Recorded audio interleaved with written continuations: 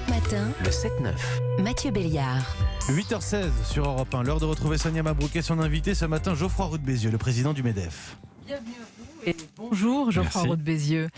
Connaissez-vous l'américaine Mary Barra, l'espagnole Ana Patricia Botin ou encore l'indonésienne Nike Widiawati? Je connais les deux premières, pas l'indonésienne, je dois vous avouer.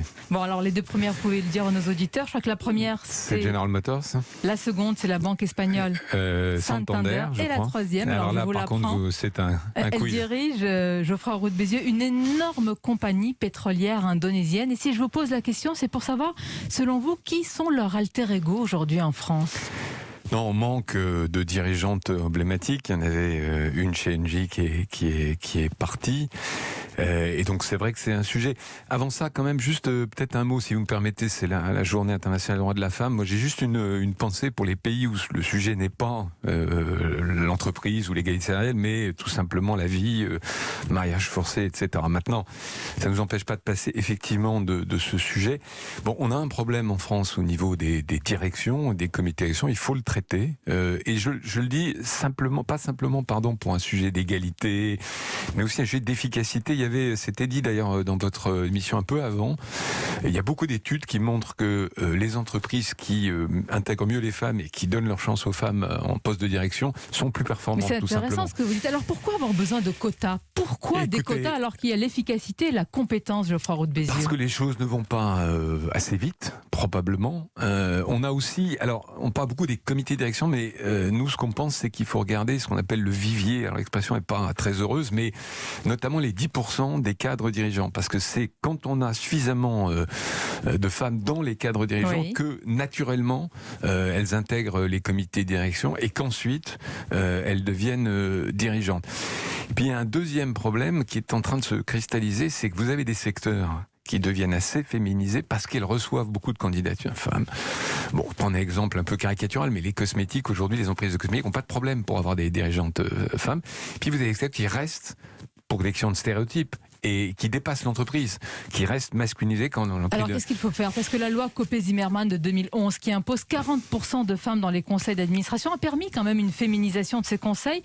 Mais comment aller plus loin? Est-ce que vous êtes pour étendre cette loi au comité exécutif, là où tout se passe, les instances dirigeantes? On ne peut pas copier-coller la loi Zimmermann pour une raison très simple, c'est que les conseils d'administration, vous avez une rotation obligatoire, tous les 3 ans, les administrateurs changent. Donc il y a l'opportunité de nommer, et c'est ce qui s'est passé, puisqu'on a atteint la parité dans les conseils d'administration. Ouais, Je il tiens faut que le la souligner. La France est le pays le mieux placé dans les classements internationaux au sujet.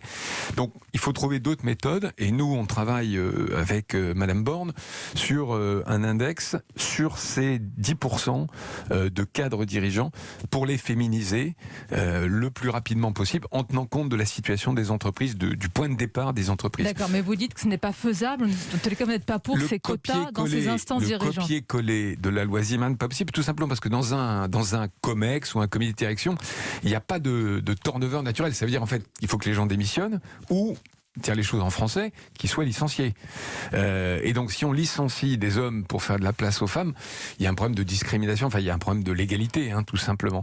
Donc, c'est pas exactement la même, vous voyez, c'est pas du copier-coller, mais il faut avancer. Mais il y aurait une douzaine d'entreprises du CAC 40, Geoffroy Roux de Bézieux, sans aucune femme dans leur COMEX aujourd'hui. Vous les connaissez? Non. Non, je ne peux pas vous dire lesquels, Non. mais je crois à vos chiffres. Je ne remets pas ça en cause. Et c'est pas normal du point de vue du droit, mais c'est surtout pas efficace du point de vue de l'entreprise. Encore une fois, d'ailleurs, je ne sais pas comment le ressentent les femmes, mais je pense que c'est pas très bien, simplement certainement, ouais. Non, mais c'est pas simplement pour cocher une case. C'est aussi pour des raisons de performance de l'entreprise qu'il faut avancer. Alors on va rester dans le monde de l'entreprise, mais sur le plan social, vous avez proposé au syndicat un nouvel élan au dialogue social. Le MEDEF qui se fait le chantre du dialogue social, ça a de quoi surprendre. Mais ça ne devrait pas vous surprendre. Pas moi, les syndicats surtout, les partenaires sociaux ont Écoutez, je ne été sais pas surpris. s'ils ont été surpris, il faut vous leur demanderez. Cette période-là, de l'année qu'on vient d'écouler, on ne le dit peut-être pas assez, a été un énorme booster pour le dialogue social. Parce qu'il a bien fallu, dans les entreprises, discuter. Parce que quand on est face à, j'ai envie de dire, un ennemi commun, en tout cas un danger commun, totalement inattendu, et vous avez eu énormément d'accords. Des accords sur les protocoles sanitaires, des accords sur ce qu'on appelle l'activité partielle de longue durée. Et donc, derrière ça, on a bâti 2 accords nationaux télétravail, santé au travail en fin d'année. Et ça m'a donné l'envie, l'idée de tendre la main aux syndicats. Mais quel est le message derrière ? Parce que nous, on entend derrière, arrêtez. On dirait que vous dites au gouvernement, arrêtez de nous chaperonner. Nous, partenaires sociaux, on peut s'entendre pour avancer. Laissez-nous tranquilles. Écoutez, je vous laisse lire ce message subliminal, mais en tout cas... Est-ce que je lis dans vos pensées ? Écoutez, je ne sais pas. Oui, il y a la place en France, je crois, pour un dialogue social autonome avec les syndicats qui veulent discuter, pas sur tous les sujets. Il y a des sujets sur lesquels on ne peut pas, on peut pas discuter, on tombera pas d'accord. L'assurance chômage. L'assurance chômage, c'est un sujet très compliqué au point où on en est. Mais moi, j'ai tendu la main avec, si vous voulez, une liste de sujets dont je pense qu'on peut arriver à tomber d'accord pour le bien du pays, dans un pays quand même qui est fracturé, dans un pays qui se dispute, dans un pays qui va vers une élection présidentielle compliquée.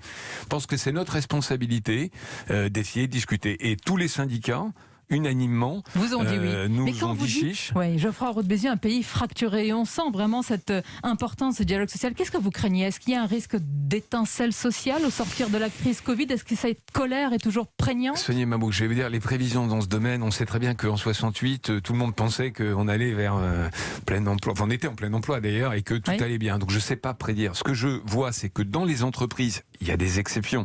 Ça se passe plutôt bien, parce que effectivement, autour d'un danger commun, on arrive à travailler. Mais je suis frappé par les polémiques un peu permanentes sur des sujets quelquefois pas forcément majeurs. Par exemple, à quoi vous pensez ? Je sais pas. L'histoire de la cantine à Lyon. Oui, c'est un sujet. En même temps, on a quand même des choses autour du Covid qui sont peut-être plus importantes.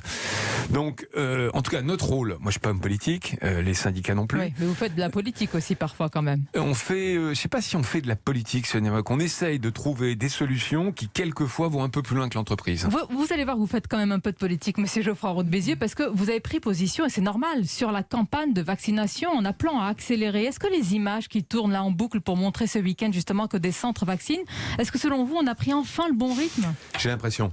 Alors vous allez me dire, on a peut-être perdu 3 mois. Au final, c'est à la fin qu'on comptera comment ça fonctionne. Mais oui, moi je suis favorable à la vaccination. Pas obligatoire, bien sûr, mais massive. J'ai l'impression que les Français se sont, entre guillemets, convertis. Enfin, je sais pas si on peut dire ça. Mais les Français sont convertis depuis un certain temps. La question, c'est est-ce que le gouvernement s'est converti à une vaccination massive ? Alors, attendez, il nous manquait des vaccins. Donc, tant qu'on n'ait pas de vaccins en masse, mais je le vois même autour de moi chez des personnes âgées. On commence à avoir des dates disponibles, on commence à vacciner. Nous, on est favorable au carnet vaccinal. Alors, je ne parle pas de passeport sanitaire, le carnet vaccinal, non obligatoire évidemment, quand on aura assez de vaccins. Je rappelle quand même que quand vous voulez mettre vos enfants à la crèche, aujourd'hui, il faut qu'ils soient vaccinés. Donc, c'est pas la dictature, le carnet vaccinal, simplement pour aller prendre l'avion, pour aller dans les salons professionnels. Donc, à ceux qui disent, Geoffroy Roux de Bézieux, mais attention, les libertés, ce sont des restrictions supplémentaires, vous dites non, on en a besoin au contraire. J'avoue que je comprends pas ce débat. Quand vous allez en Guyane, aujourd'hui, avant le Covid, il fallait être vacciné contre la fièvre jaune. Personne ne vous oblige à aller en Guyane. Si on disait il faut le carnet vaccinal pour, je sais pas moi, aller prendre un café en bas de chez soi, oui, là on rentre dans quelque chose de restriction de liberté. Mais il le faudra peut-être pour aller au restaurant, pour aller dans un lieu culturel. Non, je crois pas. Le restaurant, nous, ce qu'on me pousse, c'est le QR code. C'est un code à flasher à l'entrée avec un smartphone. Mais vous savez, on a beaucoup parlé du monde d'après. Je crois qu'on est dans le monde d'avec.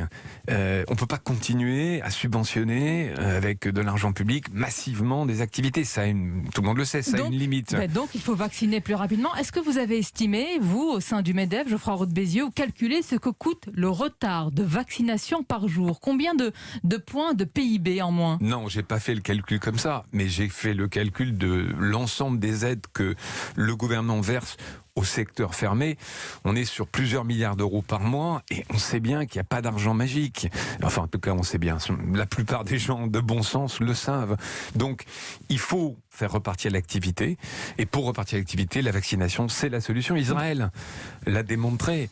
Ils sont en train de repartir, de réouvrir, d'avoir une vie normale. Mais justement, est-ce que vous craignez que la reprise économique soit plus faible chez nous, en France, en Europe, par rapport aux États-Unis, en Angleterre, en Israël ? Ils vont accueillir rapidement plus de touristes, ils vont s'ouvrir plus rapidement, forcément. Écoutez, soyons optimistes. Si c'est une affaire de quelques optimistes, réalistes, un entrepreneur, c'est forcément optimiste. Si c'est une affaire de quelques semaines ou deux ou 3 mois, ça n'est pas un problème sur l'échelle du temps. Pourtant, chaque jour. Oui, mais je veux dire, dans 3, dans 4, dans 5 ans, on s'en souviendra plus. Si effectivement on prend un retard significatif, c'est pour ça que l'accélération ce week-end de la vaccination est une bonne nouvelle. On aurait un problème si on avait ce retard significatif. Bon, la prudence, en tous les cas, dans le domaine de la santé, Geoffroy Roux de Bézieux, reste de mise. Mais est-ce que, selon vous, le principe de précaution en France est en train de tuer l'esprit d'innovation, de création, de risque aussi, quelque part ? Alors ça, c'est une question pas facile de répondre en 30 secondes. Non, elle est importante. Disons que le fait qu'un certain nombre de vaccins ait été découverts, un vaccin en tout cas a été découvert sur des technologies très innovantes, l'ARN messager, par des Français ou par un Français à l'étranger, nous pose question. La recherche française au pays de Pasteur, elle a peut-être à se remettre en question. Et c'est vrai que le principe de précaution, il a un peu envahi l'ensemble de la sphère, y compris la sphère privée. En parlant d'esprit d'initiative, c'était un capitaine d'industrie, un homme engagé. Les hommages se poursuivent et j'imagine que vous allez apporter votre voix ce matin après le décès d'Olivier Dassault. Oui, moi je connaissais un peu, mais pas très bien Olivier Dassault. C'est un homme multifacette, multitalent. Il faisait de la musique, il pilotait des avions et il était un des héritiers de la famille Dassault. Famille Dassault, on critique souvent les grandes entreprises, mais c'est quand même des gens qui entreprennent en France pour le pays, qui gardent leurs emplois en France. Donc évidemment, je rends hommage à Olivier Dassault, aujourd'hui disparu. Évidemment, capitaine d'industrie et aussi parlementaire, responsable politique. Merci Geoffroy Roux de Bézieux d'avoir répondu à nos questions ce matin. Bonne journée à vous, ainsi qu'à nos auditeurs sur Europe 1.